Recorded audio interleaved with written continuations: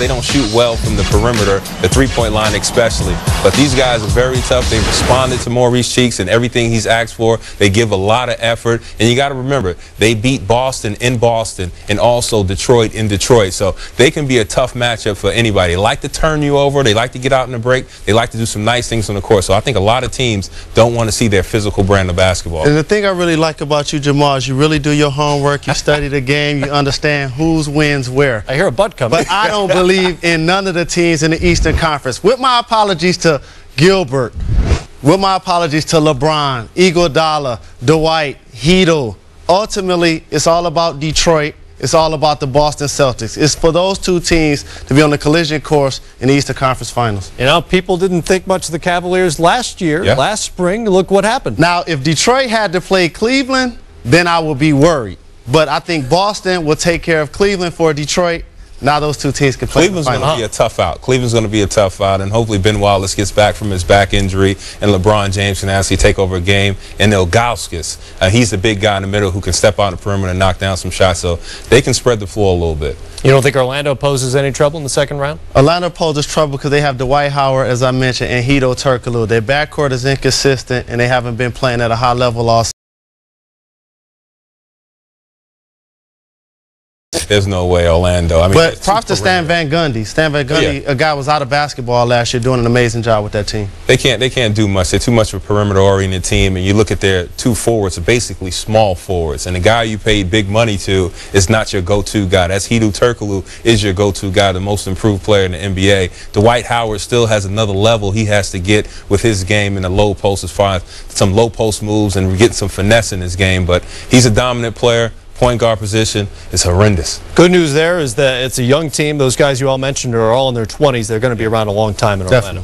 Much more to come here. Hoop Heroes are next, including a guy who set an NBA record without actually setting foot on the court.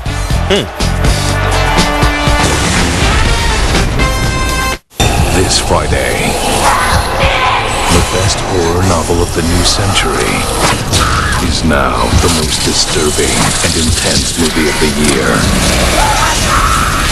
The Ruin, rated R, Friday.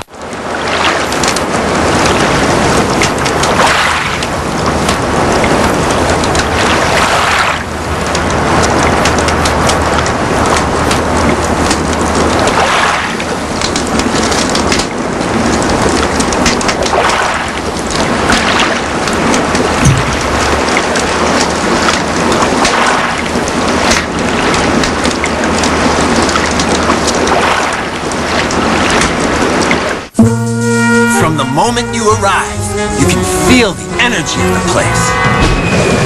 Yes, it's me, Jeremy St. Ives, and I'm here to invite you to my kind of town, Liberty City. It's a place of big dreams, beautiful women, and bold entrepreneurs. Of course, it's famous for fine cuisine, steam coming out of the ground, and its gracious residents. But there's much more than that. Liberty City is a place filled with history that buzzes with excitement and opportunity. So take in a show, go to a club, make new friends, and party the night away. Come visit a town filled with warm, friendly people who take care of their own. Yes, Liberty City has something for everyone, but it gets crowded, so book your trip now to avoid disappointment. Stop the plane! Wait, please! Pre-order the special edition of Grand Theft Auto 4 at GameStop. Power to the players. While supplies last, rated M for mature. 3, 2, 1. Clock winds down. 3, 2, 1 second left. 3, 2, 1. crowd goes wild. 3, 2, 1. Hey, Dad. For the game and all of us, Kia Motors, official automotive partner of the NBA. This Friday, discover the most terrifying place on Earth. It's inside.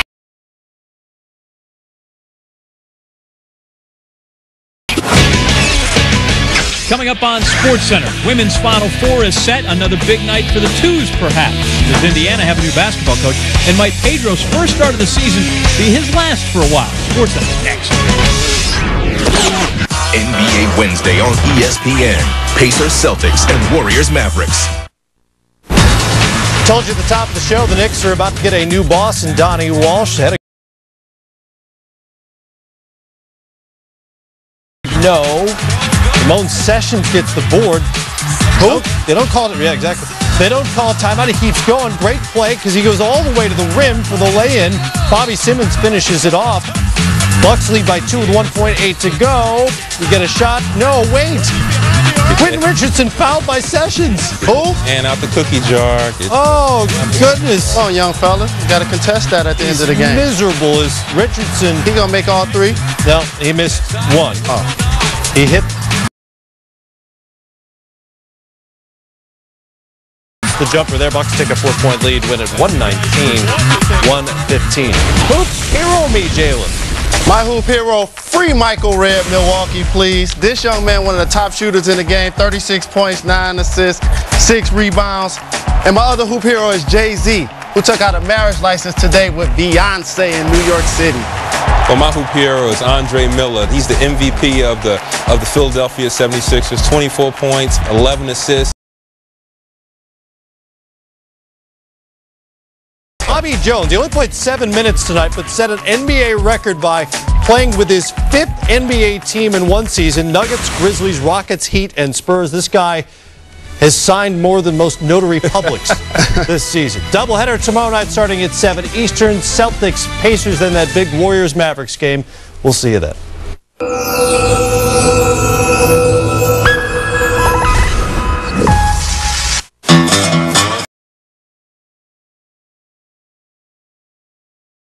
Double up the deal. Kramer wins it all. Ozzy, Ozzy, Ozzy!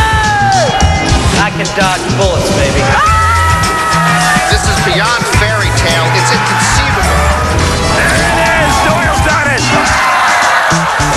This is the greatest sport in the world.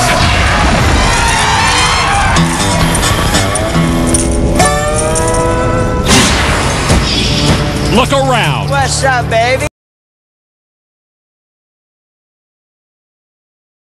Look around. In this room, the main event champion looms. Now, take a closer look. There are 2 kinds of people. Those who will finish in the money, and those who will walk away with nothing. It'll all be over in one hand. Stay focused. Nervous yet? The race for the money is about to begin. Yes!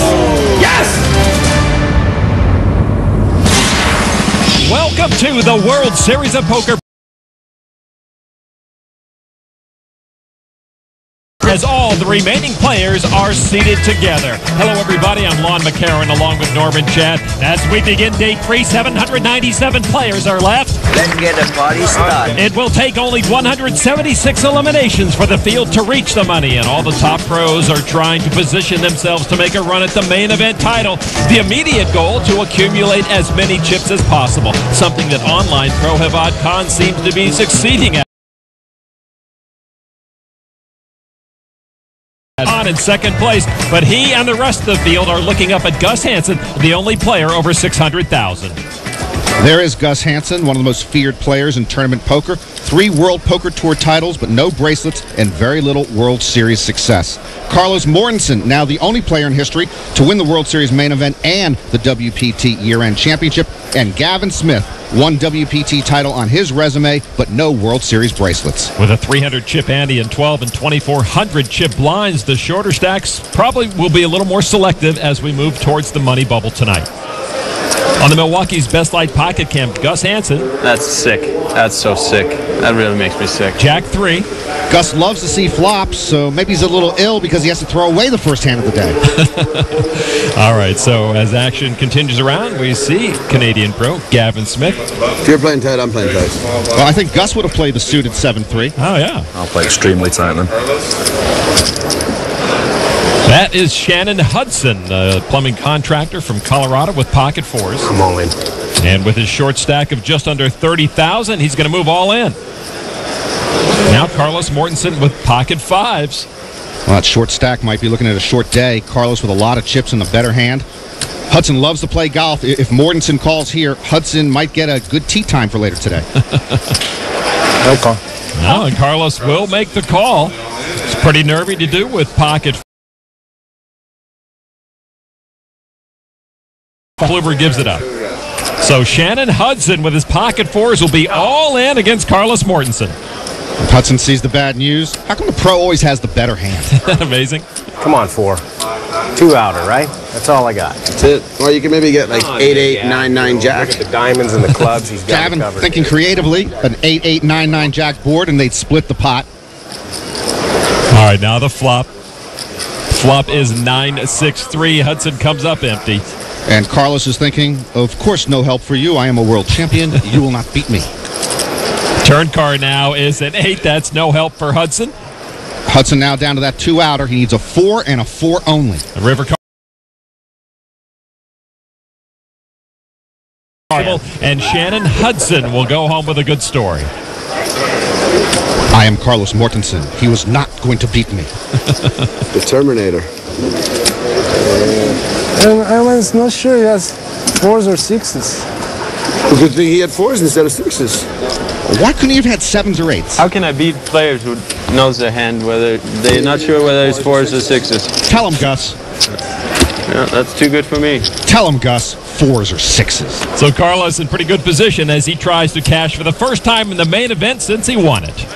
Norman, the race for the money is always an interesting time here at the main event. While some players look to coast to the cash, others aggressively try to take advantage of that timidness. And this can result in play becoming even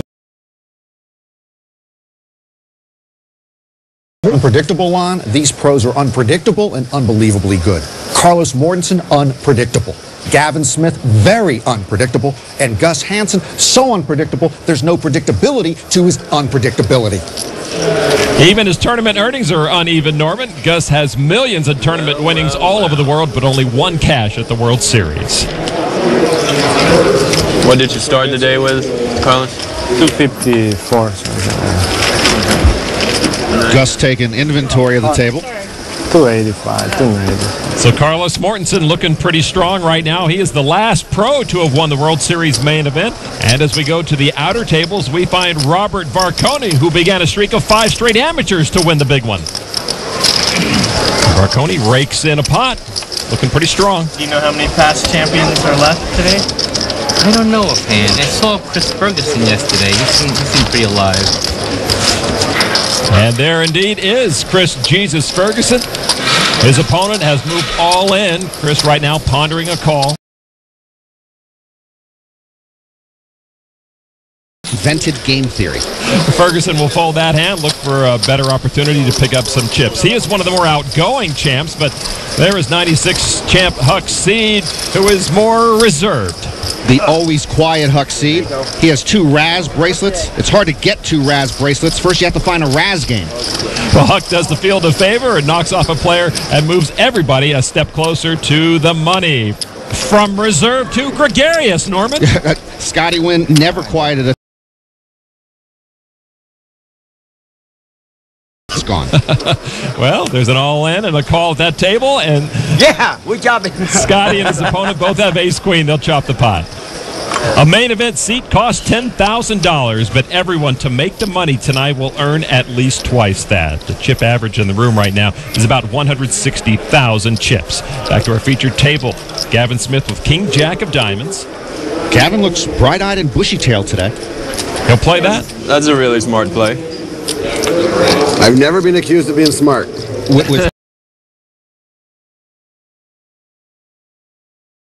They'll run into each other at their next job. We asked Gavin how he learned to play poker. He told us, I haven't really. All right. Over to Gus Hansen. With an ace and a jack from the big blind. Yeah, with a strong ace from the big blind line, Gus normally would raise here heads up. He might be a little wary of Gavin's raise from early position. And Gus looks a little worried, but he'll make the call. We'll see Gus there, a little unpredictable. And Gavin's just a little bored. Gus has Gavin dominated right now. The flop 5-4-9, all hearts. Oh, that's a terrific flop if you have a heart or the heart to bet.